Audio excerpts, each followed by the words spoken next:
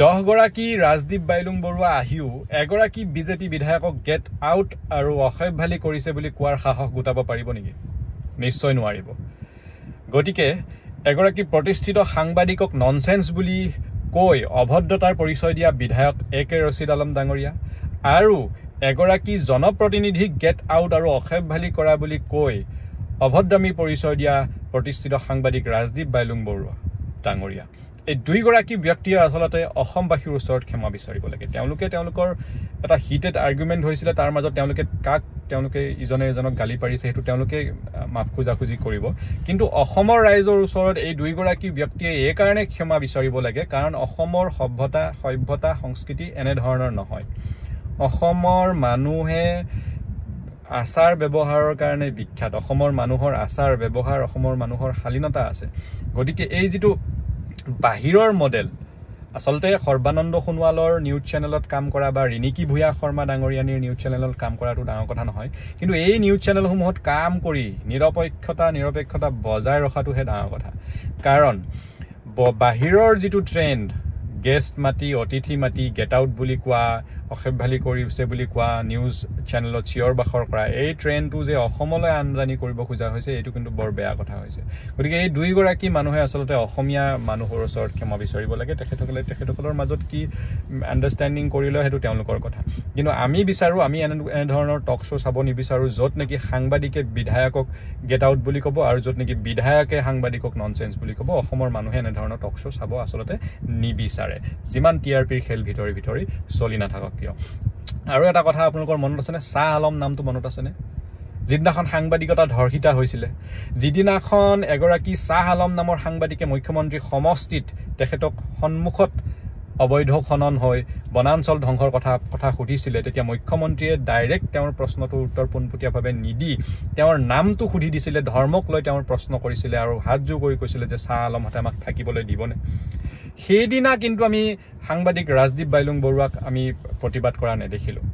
যিদিনাখন এপেক্স বেংকৰ কেলেংকাৰীৰ কথা সুধিবলৈ যাওঁতে এগৰাকী সাংবাদিকক দুটাকে কেছ লগাই তেওঁক জেলত ভৰোৱা হৈছিলে, তেতিয়া কিন্তু আমাৰ সাংবাদিক ৰাজদীপ বাইলুং বৰুৱাক আমি তাত দেখা নাছিলোঁ প্ৰতিবাদস্থলীত। প্ৰণয় বৰদলৈ বা দুই এগৰাকী প্ৰতিষ্ঠিত সাংবাদিক দেখিছিলোঁ। গতিকে নিগেটিভিটিয়ে সদায় বেকফায়াৰ কৰে। আজি নিজৰ গাত পৰিছে কাৰণে নিজে ক'বলগীয়া হৈছে যে তেওঁ কংগ্ৰেছক বৰ্জন কৰিছে।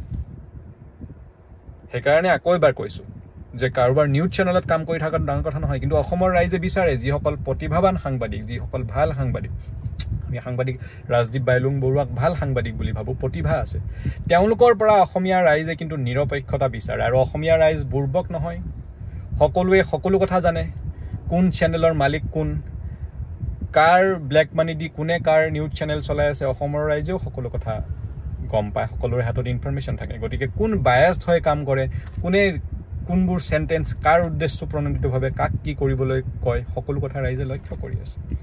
গতিকে এইবোৰ আচলতে অসমৰ সভ্যতা সংস্কৃতি নহয়, অসমৰ ৰীতি নীতি পৰম্পৰা নহয়। গতিকে দুইগৰাকী ব্যক্তিয়ে অসমীয়া ৰাইজৰ ওচৰত ক্ষমা বিচাৰিব লাগে। আৰু এটা ND24ৰ কথা কৈ থৈ দিওঁ, যেতিয়া 2024 চনত লোকসভাৰ নিৰ্বাচন হৈছিলে ডিব্ৰুগড়ত, সৰ্বানন্দ সোণোৱাল ৰাতিপুৱা টোপনিৰ পৰা উঠাৰ পৰা ৰাতি শোৱালৈকে তেওঁ কি কৰিছে, 50-60টামান তেওঁৰ নিউজ এদিনত ND24ত বাজে।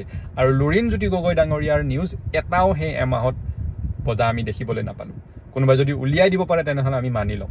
আপোনালোকে যাওক আৰ্কাইভত চাওক, ND24ত লোকসভাৰ সময়ৰ নিউজ চাওক।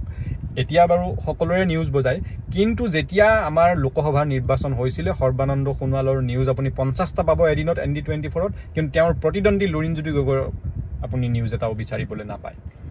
গতিকে সেইবোৰ পক্ষপাতিত্বও কিন্তু মানুহে পাহৰা নাই। অসমৰ মানুহৰ স্মৃতিশক্তি আছে, মানুহে প্ৰতিটো কথা লক্ষ্য কৰি থাকে। গতিকে সাংবাদিকসকল এতিয়াও আমাৰ ইমান ডিগ্ৰেডেড বা একদম ডিভাষ্টেটেড হৈ যোৱা নাই। আমাৰ সংবাদ জগতখন বাহিৰতকৈ বহুত ভালে আছে বুলি ভাবোঁ। আৰু সময় থাকোঁতেই সেইকাৰণে কৈছোঁ, আমি আহ্বান জনাইছোঁ, অনুৰোধ জনাইছোঁ যে কোনোবা মন্ত্ৰী বিধায়কৰ নিউজ চেনেলত কাম কৰিলোৱে বুলি, বিজেপিৰ মানুহৰ কোনোবা নিউজ চেনেলত কাম কৰিলেই বুলি যে তেনেকুৱাই হ'ব লাগিব, তেওঁলোকৰ প্ৰপাগেণ্ডাই আমি প্ৰচাৰ কৰিব লাগে, সেইটো নহয়। অসমৰ ৰাইজে বিচাৰে অসমৰ প্ৰতিভাৱান সাংবাদিকসকলে নিৰপেক্ষ হৈ অসমীয়া ৰাইজৰ পক্ষত থাকক,